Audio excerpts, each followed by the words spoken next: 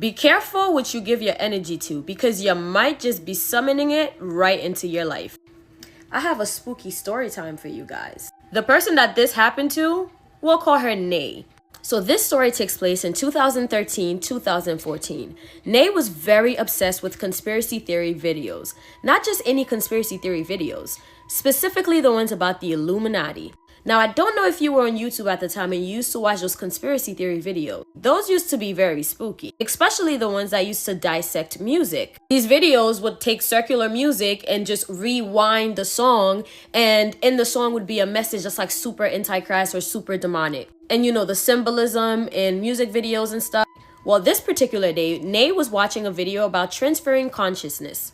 And if you don't know what that is basically where celebrities just pretend to be the next person. So you could swear you're watching Jay-Z perform, but that's actually Beyonce in a Jay-Z suit. And she doesn't remember which celebrity, but she recalls a specific celebrity talking about mirror magic. And this person was trying to summon a specific dead celebrity. So this person was talking about how mirrors are extremely powerful in witchcraft and how a lot of people use mirrors in their practices. So this guy in the video starts doing this chant and Nay's just watching on her laptop. Then suddenly it starts to feel really heavy in the room, as if all of the air was then sucked out of the room. Nay immediately feels uneasy. So Nay sits up and starts looking around and then catches a glance at herself in the mirror.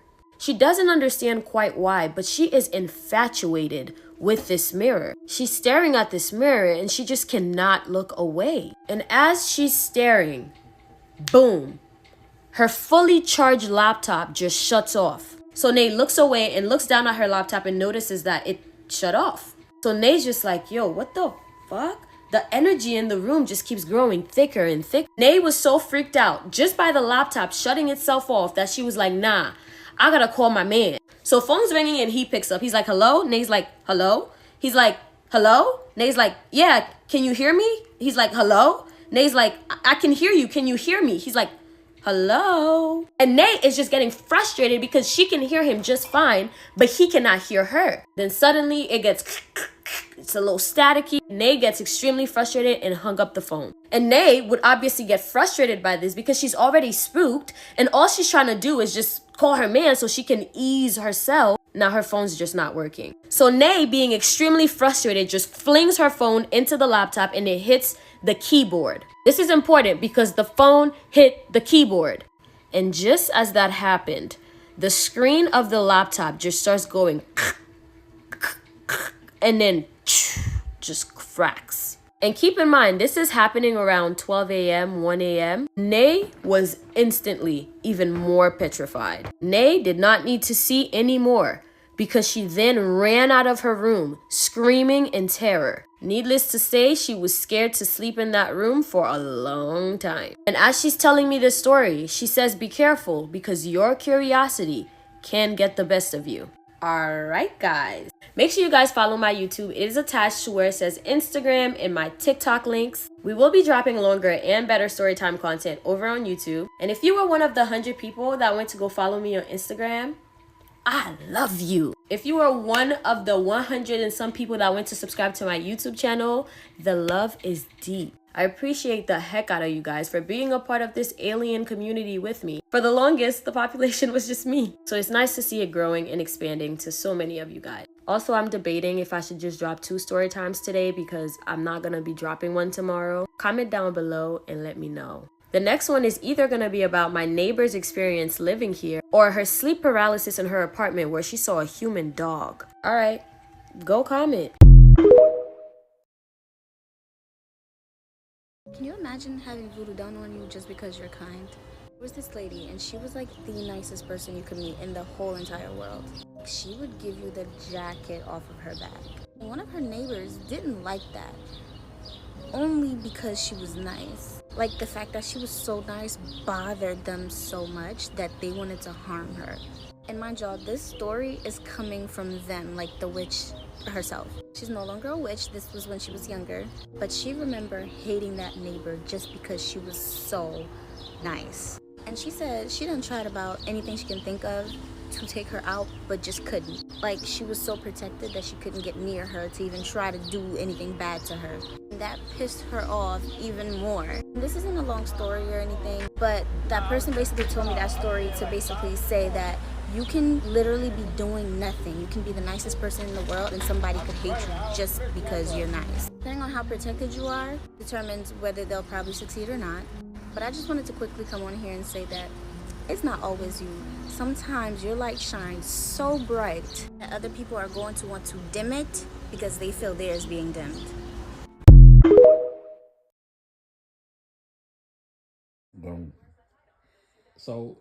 So when they told you to reverse it, all she was like saying is like she was giving you stuff to do. How long it took for you to reverse it though? Because you said you had to go to the river, you had to go to the lake. You said, huh?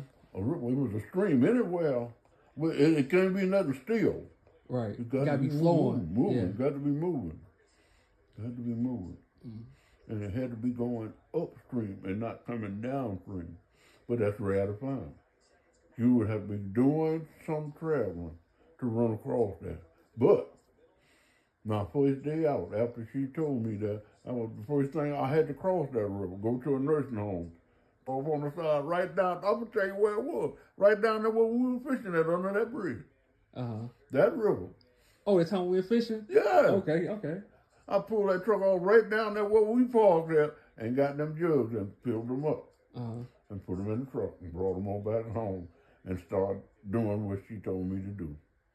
So what you had to do with the water, though? I took the water. The first ones, I drained them out after I bathed. But the last one I had to keep and then fill that jug back up with that last wash I took. Oh, okay. And bring it back to that river and pour it back in that river. Mm-hmm. I've been alert ever since. Ever since. Hell yeah. Ever since. I'm thinking all the time the kindness she was doing to me was because she and my wife were best friends. Never was no friend. Nah, it was just to get close to you and put that shit on you. No. Never was my wife, just used my wife because they were mentally incapacitated. Right. Got you. And her husband wasn't worth a shit. And my wife had a good husband, a family man. Right. And that's what her mama always wanted. Mm.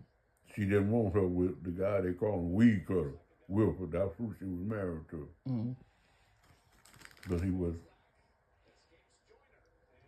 about that. Things done. Mm. You got to know, each one of these do a certain magic that produces a certain spirit. Keep saying Creams app makes it ridiculously easy. So growing up in my household, my grandma always said, don't open your fucking doors after a certain time of night. Because after a certain time of night, there ain't shit out there but trouble.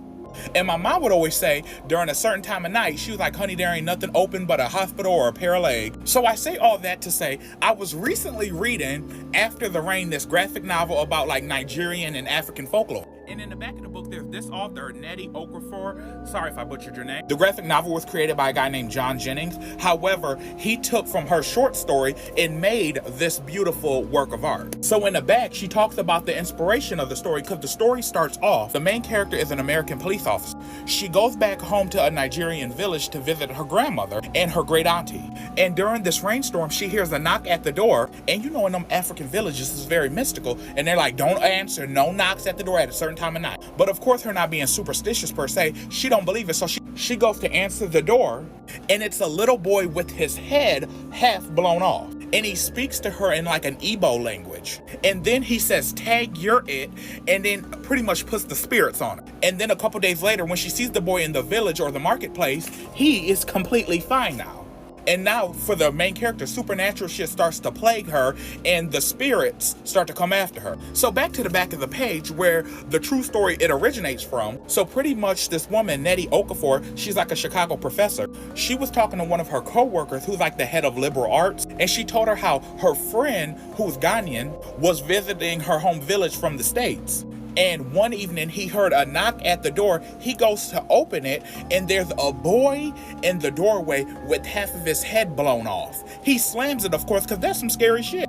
But of course, he opens it again to see, like, is my mind playing tricks on me? And the boy is gone. The next day, he saw the boy in a field playing soccer perfectly fine. Now, of course, I don't care if you're a believer of stuff like that. I'm not here to make a believer out of you. But growing up, I was always told, like, you know, you never whistle outside after night. That's like the basic shit everybody knows. And, you know, some people will whistle and nothing will happen. But I was just always raised on, like, you know, after a certain time, that door is locked and you ain't coming and you ain't going. And I love how the book made me realize no matter how far apart we are, a lot of us still have the same superstitions and we know better than to answer that door at certain times of the night. Because it's just something about them early spirit hours you just don't fuck with.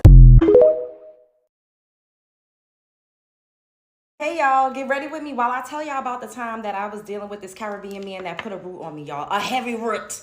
Like, I could not escape this man. And he legit, you know, when I first met him, we was talking for a while. We dated for a while.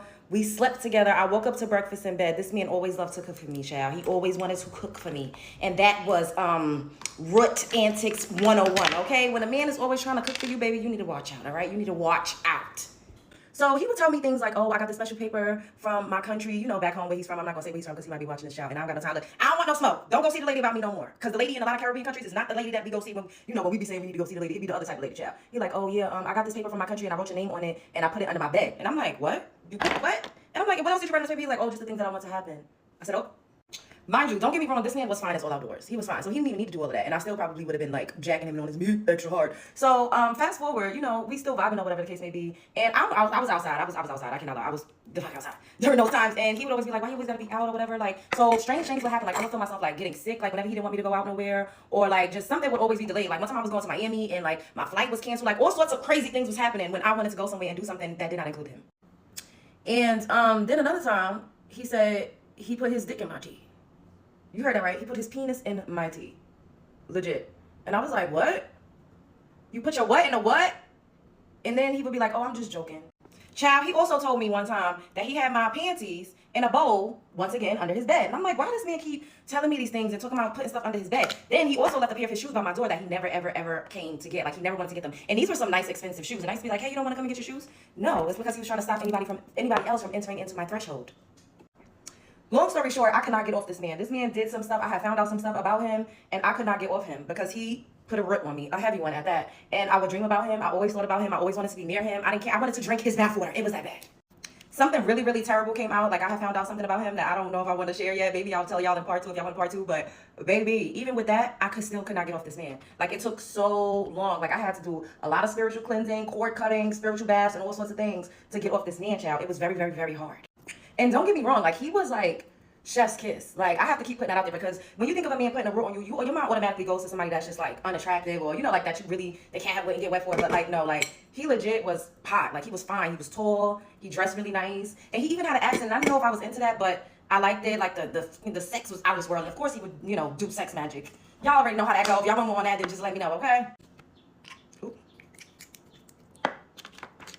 That's also one of the reasons why I don't know if I'm ever date another Caribbean man because, child, I'm American, and what, you know, the hoodoo and stuff that we do out here ain't got, it don't hold a candle. And those people just like legit just practice that. It don't even be like for a cause. It don't even be because they're trying to like do something to somebody necessarily. It's just really like a customary thing, which I'm not mad at. I'm here for it.